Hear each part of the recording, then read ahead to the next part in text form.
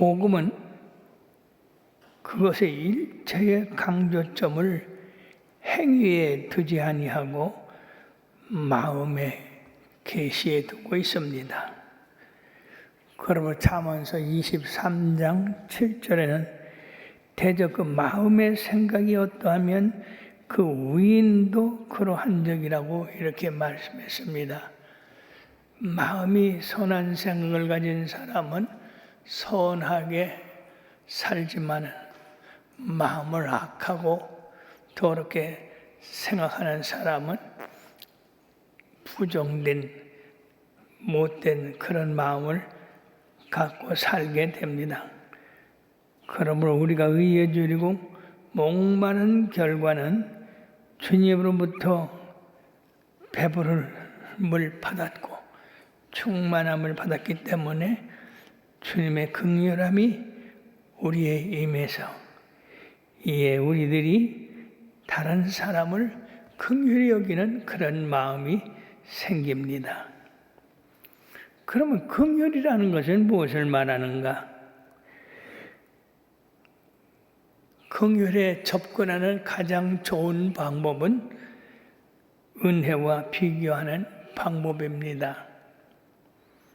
첫째, 은혜는 죄를 지은 사람과 그리고 그 죄를 지은 사람에 의해서 관용을 베풀어 주시고 그 죄를 깨끗하게 하여 주셔서 원상태대로 복귀시키는 것을 말씀하고 있습니다.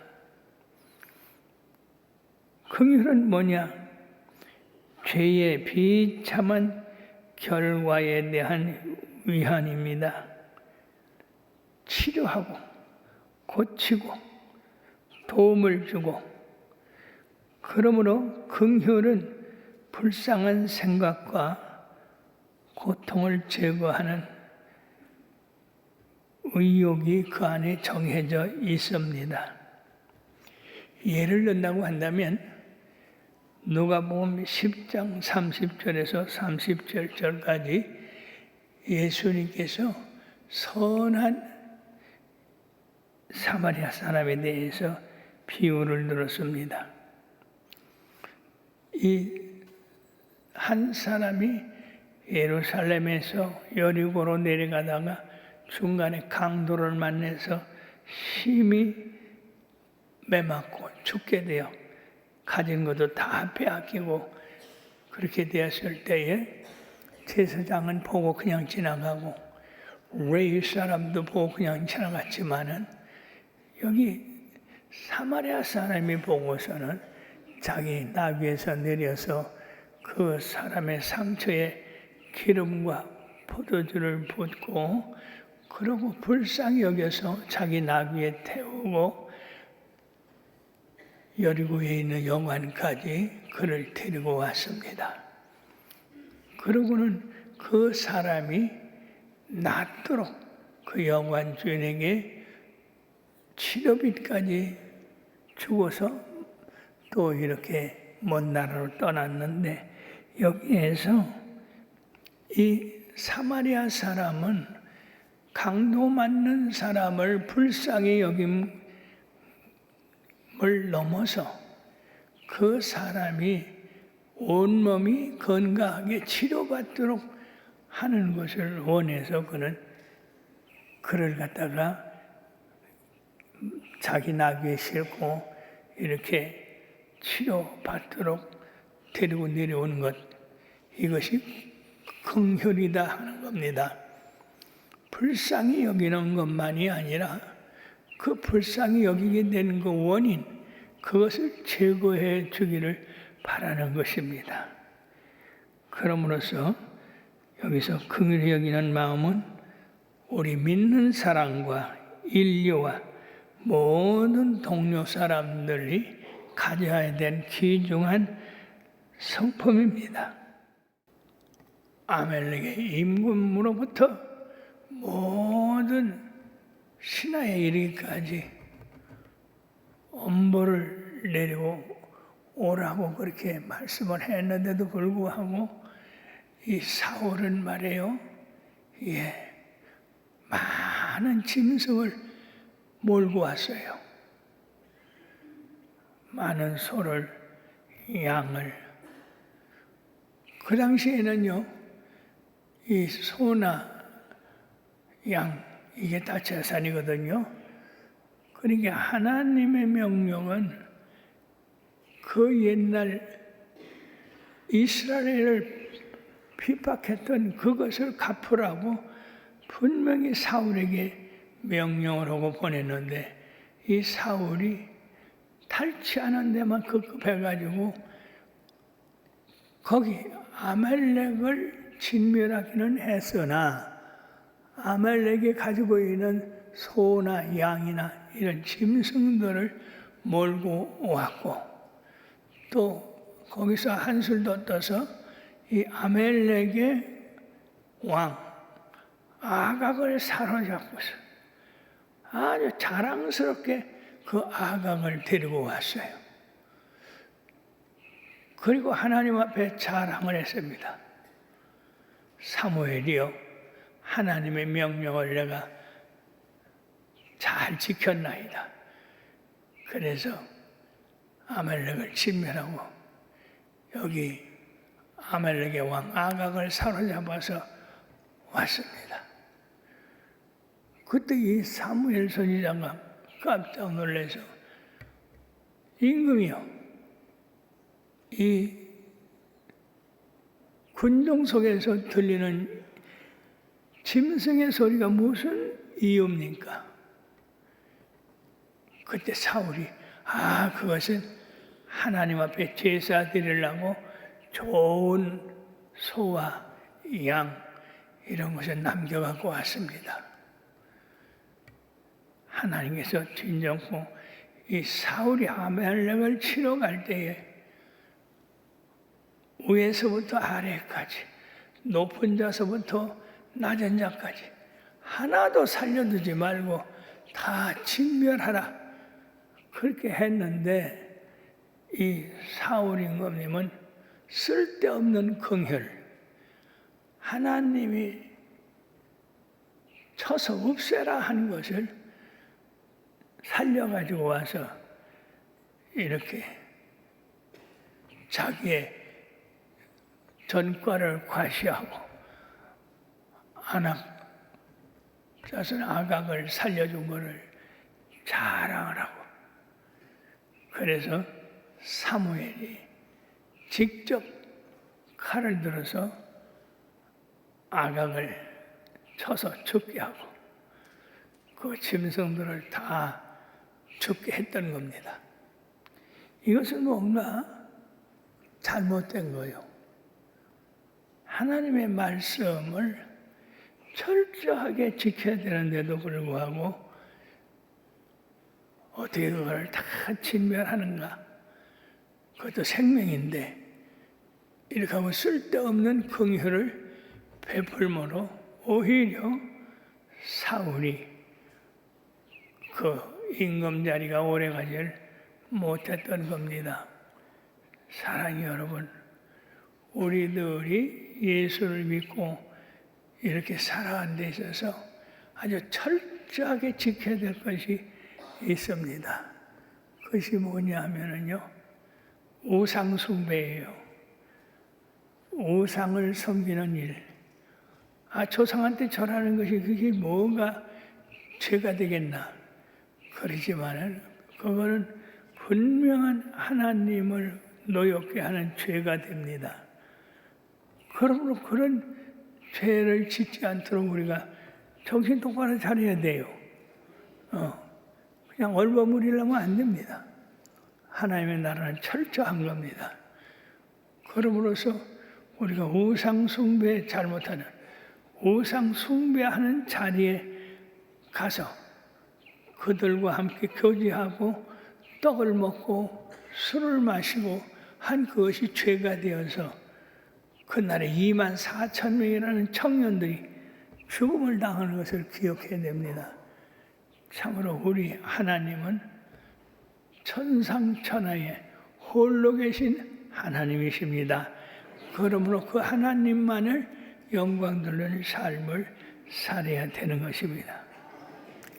세계제 2차 대전 때 독일의 총리가 영국의 여왕을 방문하게 됐습니다. 그때 영국 여왕이 손을 내밀면서 당신들이 행한 그 잔혹한 일을 우리가 잊지 않고 있다. 기억하고 있다. 그러니 그런 일을 하지 않도록 조심하라고. 사랑하는 여러분, 세계제 2차 대전 때 영국이 독일의 히틀러로부터 얼마나 많은 고생과 파괴를 당했는지 알지 못합니다. 그래도 끝까지 싸워서 영국이 이기니까 승전국이 되었죠. 조금만 더 뒤로 물러갔더라면 영국이 히틀러한테 질 뻔했어요. 히틀러는요, 그 당시에 없었던 로켓을 발명해가지고 독일에서 이 로켓을 발사를 하면요, 이것이 영국으로 날아가가지고 세상에 영국 그 모든 사람들이 사는 주택가에 떨어지고 군기에 떨어지고 말로 할 수 없는 그런 어려움을 당했습니다.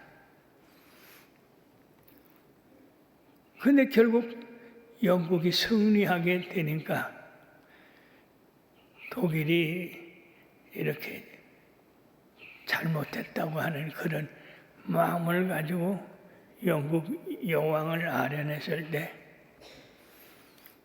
우리들이 당신들이 행한 그 잔혹한 일은 잊지 않겠다. 그러나 용서는 한다. 참 명문입니다. 용서는 하되 그들이 저지른 악한 행위는 잊지 않는다고 하는 것입니다. 어리석은 사람들은 뭐 다 지나갔는데 뭐 잊어버리지 뭐 화해하고 말지 이렇게 합니다마는 우리들은 그들의 악한 행위에 대해서는 절대 잊어서는 안 됩니다. 용서는 하더라도 그들의 행위는 우리가 잊어서는 안 된다. 역사입니다. 지금도 소련과 아르헨티나는 전쟁하고 있지 않습니까? 참 안타까운 일입니다. 2차 대전 때 코린텐붐이라고 하는 네덜란드의 그 예수를 잘 믿는 여성분이 있는데 그분이 그 아버지 어머니 독일에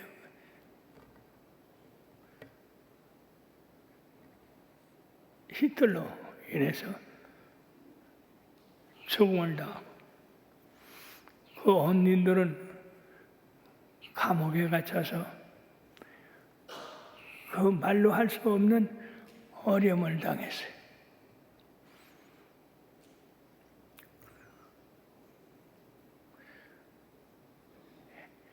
이제 2차 대전이 끝나고 그가 이제 각 교회를 돌면서 성도들의 마음을 위로하고 싸매고 서로 사랑하게 하는 그런 일을 감당하는데 어느 교회에 가가지고 그 일을 하고 있었습니다. 근데 세상에 자기 앞에 어떤 남자가 탁 나타났는데 그 남자가 바로 자기와 언니들이 감옥소에 있을 때에 자기들을 홀딱 비껴가지고 그냥 별짓을 다 하고 악한 일을 한 그 보초했던 사람이 나타났어요. 그러면서 자기 앞에 손을 내미는 거예요. 고린도엔 보면 그 남자가 악행을 한 히틀러의 그 부하였다는 것을 알고 있습니다. 그 순간에 확 미움과 증오, 이 사람에 대해서 내가 어떻게 할 것인가? 손을 내밀 것인가? 말 것인가? 한번 여러분들 앞에 원수가 나타나서 손을 내밀어 보십시오. 아무렇지도 않게 손을 잡고 이제 우리가 해방됐습니다. 자유를 얻게 됐습니다. 그렇게 하겠습니까?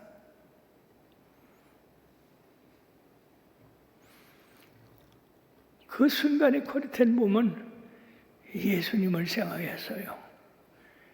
예수님, 나는 저 남자와 도무지 악수할 수 없습니다. 주님 도와주세요. 옛 원수 맺던 그것들이 솟아오르면서 그 간수 때문에 언니가 수용소에서 사망했고 자기도 겨우 살아났는데 지금 자유가 됐다고 해서 자기 앞에 그런 과거의 일은 전혀 이 남자는 생각지도 아니하고 손을 내미는 걸 코리텐 봄이 과연 어떻게 되었겠느냐. 순식간에 주님 앞에 기도하고 주님, 나는 할 수 없사오나 주님 하실 수 있습니다.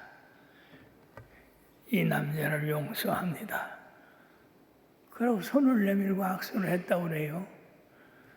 그런데 그 남자는 그런 내용을 전혀 모르고 전혀 죄를 짓지 않은 사람 뭐냐? 이렇게 천연덕스럽게 악수하고 아무런 생각 없이 돌아가는 것을 볼 때 참 인간은 정말 악하구나. 자기가 행한 일에 대해서 전혀 회개하지 아니하고 용서를 빌지 아니하고 행동하는 저들을 볼 때에 주님의 마음이 얼마나 아프시겠는가. 상대방이 죄를 깨끗하게 해줘야 되는데 내가 상대방이 지은 죄를 용서하지 못했기 때문에 우리 주님이 내 죄를 용서하지 못한다 하는 생각을 가진 거예요. 그런 것이 아니에요. 내가 상대방을 용서해 주니까 하나님이 내 죄를 용서해 주시는 것이 아니라 아까 1만 달란트 빚진 자 용서해 주신 것까지 나는 하나님 앞에 1만 달란트 빚진 자 같은 죄를 지었지만은 우리 하나님이 나를 불쌍히 여기시고 긍휼히 여기셔서 용서받았기 때문에 이런 큰 용서, 긍휼을 어떻게 받냐? 그렇게 나도 나한테 죄진 사람, 잘못한 사람을 용서해 줘야 된다 하는 그런 마음을 가져야 되는데 자칫 잘못하면 이 말씀을 1대1로 생각하고 있어요. 즉 내가 죄진 자를 사해 줬으니까 하나님도 내 죄를 사해 줄 것이다. 이렇게 된다면 여러분 기독교가 어떻게 서겠어요? 우리가 죄인 됐을 때 예수님이 먼저 우리 죄를 위해서 십자가에 달리셨다는 것을 잊어서는 안 됩니다. 그러므로 우리는 우리에게 잘못한 사람을 용서를 해줘야 돼요. 그 야반이 주기도문을 하고 끝나서 집에 가는데 주기도문을 못하고 그냥 가요. 그러다가 어느 날 주님께서 이 집사님의 마음을 두드렸습니다. 야야, 그 여인의 죄를 용서해 주거라. 지금까지도 수없이 주님의 말씀하셨지만은 못해요. 내가 죽으면 죽었지 절대 못합니다. 어떻게 그 여인을 내가 용서할 수 있습니까? 못합니다. 그렇게 몇 년을 뻗대다가 어느 날 새벽에 주님께서 내가 네 죄를 사하여 주시고 용서해 주지 않았느냐. 그렇게 너도 사하여 주거라. 그 주님의 이런 권고에 그냥 뜨거움이 들어오면서 오 주님 용서해 줄게요. 용서해 줄게요. 아무개 여인이여 내가 당신의 죄를 용서하오. 그렇게 하고 세상에 용서를 하고 일어났더니 이 가슴에 맺혔던 실타래 같은 것이 촤 풀리면서 그 마음의 평안이 찾아왔다 이거입니다.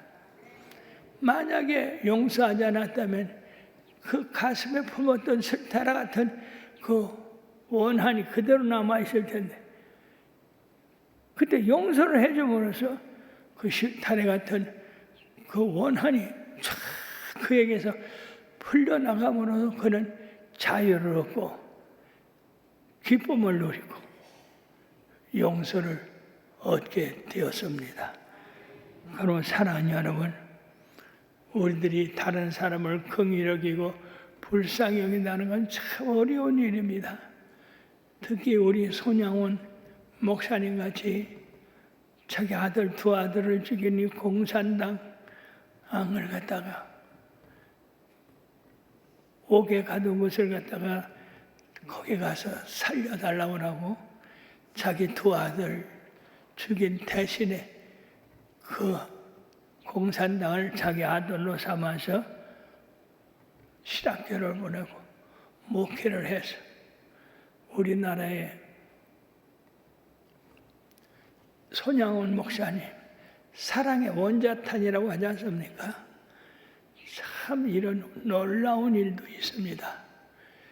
그러므로 사랑하는 여러분, 오늘 긍휼히 여기는 자는 복이 있나니 저희가 긍휼히 여김을 받을 것이며, 긍휼히 여긴다고 하는 것은 그 사람의 잘못과 그 원인에 대해서 모두를 용서해주고 사해주는 것을 말씀하고 있습니다. 주님께서 말씀하신 이 긍휼을 베푸심으로 우리 주님의 사랑, 우리 주님의 위로가 여러분들의 삶에 넘치기를 주의 이름으로 축원합니다.